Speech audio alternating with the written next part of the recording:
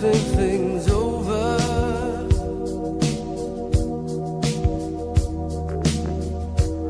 I better read between the lines in case I need it when I'm old.